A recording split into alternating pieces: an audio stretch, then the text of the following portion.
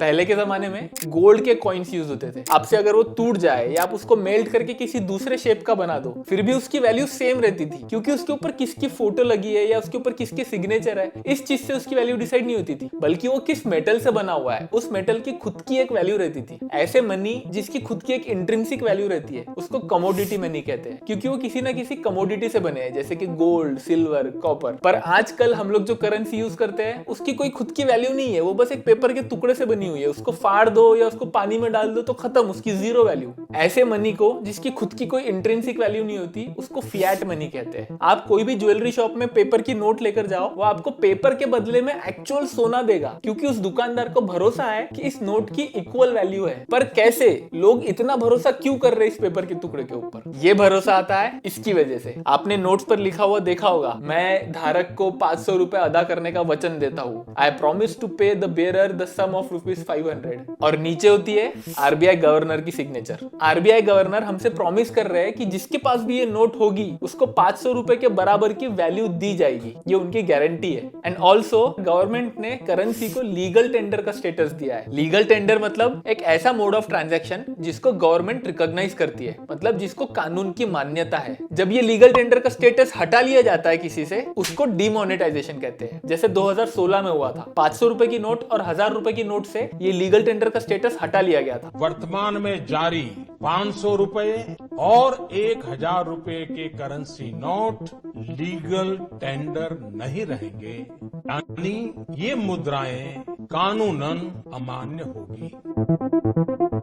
जब से पैसे आए हैं दुनिया में, तब से बहुत सालों तक कॉइन्स ही चलते रहे। फिर धीरे धीरे पेपर की नोट्स आने लगी, लेकिन उस टाइम पे प्रिंटिंग नहीं होती थी, इसलिए हर नोट हैंड रिटन रहती थी। और फिर टेक्नोलॉजी के एडवांसमेंट के साथ प्रिंटेड नोट्स भी आने लगे। इंडिया में भी करेंसी नोट्स ब्रिटिश ने इंट्रोड्यूस किए थे। 1935 में आरबीआई एस्टेब्लिश हुआ और उसके बाद से वो आरबीआई की रिस्पॉन्सिबिलिटी थी कि नोट्स प्रिंट करना और मैनेज करना। पर आरबीआई को पैसे प्रिंट करने की जरूरत ही क्यों पड़ती है? गवर्नमेंट हमसे इतना पैसा लेती है टैक्सेस, जीएसटी, फाइन्स एटसेट्रा के फॉर्म में, वही पैसा वापस खर्च क्यों नहीं करती? नए पैसे छापने की जरूरत ही क्या है? एक्चुअली गवर्नमेंट पूरा पैसा खर्च करती है, लेकिन कभी कभी जितना पैसे कमाते हैं उससे ज्यादा पैसे खर्च करने की जरूरत पड़ती है गवर्नमेंट को। इसे कहते हैं फिस्कल डेफिसिट। आसान भाषा में आमदनी 98 और खर्चा रुपया। हर साल फरवरी में बजट अनाउंस होता है, आपने उसमें सुना होगा फाइनेंस मिनिस्टर फिस्कल डेफिसिट के बारे में बोलते हैं। The fiscal deficit is estimated to be 5.9% of the GDP.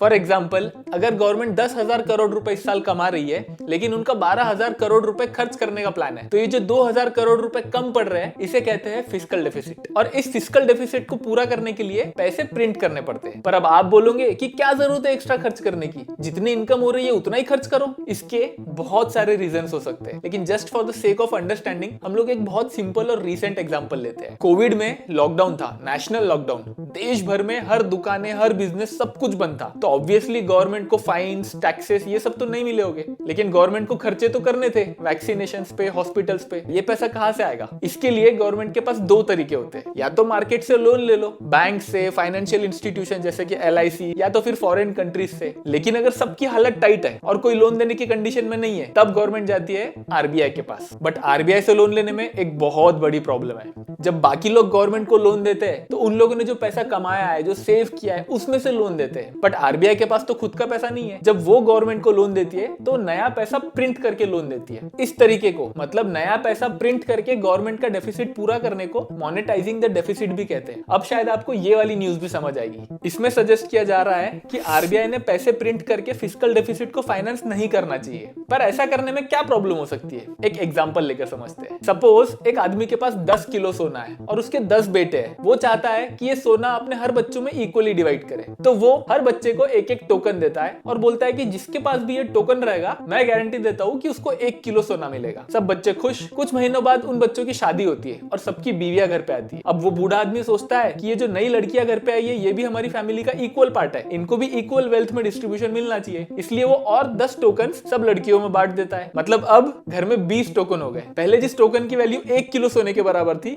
अब उस सेम टोकन की वैल्यू कम होकर आधा किलो सोने के बराबर हो गई। ये इसलिए हुआ क्योंकि वेल्थ तो सेम है, 10 किलो सोना, लेकिन हमने नंबर ऑफ टोकन्स बढ़ा दिए। यही सेम एग्जांपल हमारी देश की इकोनॉमी के लिए भी फिट बैठता है। ये जो गोल्ड एग्जांपल में, इसको कंपेयर कर सकते हैं हम हमारी देश की वेल्थ के साथ, जो मेजर होती है जीडीपी, यानी कि ग्रॉस डोमेस्टिक प्रोडक्ट से। आसान भाषा में हमारे देश में जितनी भी चीजें प्रोड्यूस हुई है उसकी टोटल वैल्यू मतलब जीडीपी।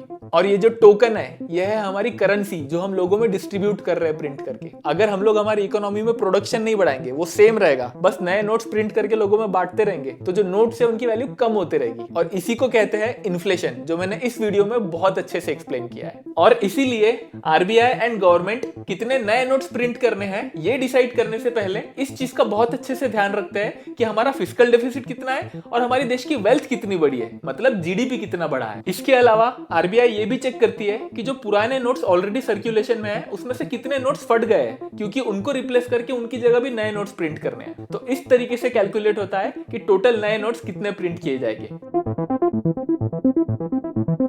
हमारे देश में 4 करेंसी प्रिंटिंग प्रेसेस है। देवास मध्य प्रदेश, नासिक महाराष्ट्र, मैसूर कर्नाटका और साल्बोनी वेस्ट बंगाल में। और मैं शुरू से इस वीडियो में एक चीज बार बार बोल रहा हूँ जो पूरी तरीके से गलत है। मैं बोल रहा हूँ कि ये पेपर की करेंसी है, पेपर की करेंसी। एक्चुअल में हमारे करेंसी नोट्स पेपर के नहीं है, ये 100% कॉटन से बने हुए हैं। ये आरबीआई ने खुद क्लियर किया है। और ना कि सिर्फ पेपर, इस पे जो इंक यूज होती है प्रिंट करने के लिए वो भी एक स्पेशलाइज्ड इंक है जो हम बाहर से इंपोर्ट करते हैं। हमारे प्रधानमंत्री नरेंद्र मोदी ने खुद बोला है कि महात्मा गांधी जो खुद स्वदेशी को इतना प्रमोट करते थे, उनकी फोटो हम लोग ऐसे पेपर पे छाप रहे हैं जो इंपोर्टेड है। उनकी फोटो छापने के लिए जो इंक यूज हो रहा है वो भी इंपोर्टेड है। So we should start manufacturing this products in India only. I hope कि अब आपको समझ में आया होगा कि पैसे प्रिंट करने की प्रोसेस क्या है। अब आपसे कोई बोले कि यार गवर्नमेंट अंधा पैसा छाप के लोगों में बांट क्यों नहीं रही है, सबकी गरीबी दूर करो, तो आप उसको ये वीडियो फॉरवर्ड कर दो कि भैया बोलना इतना आसान है, करना नहीं। और आपको अगर थोड़ी सी भी वैल्यू मिली होगी इस वीडियो से तो प्लीज लाइक एंड कमेंट, ताकि ये वीडियो और भी लोगों तक पहुंचे। थैंक यू, मैं मिलता हूं नेक्स्ट वीडियो में। Bye bye.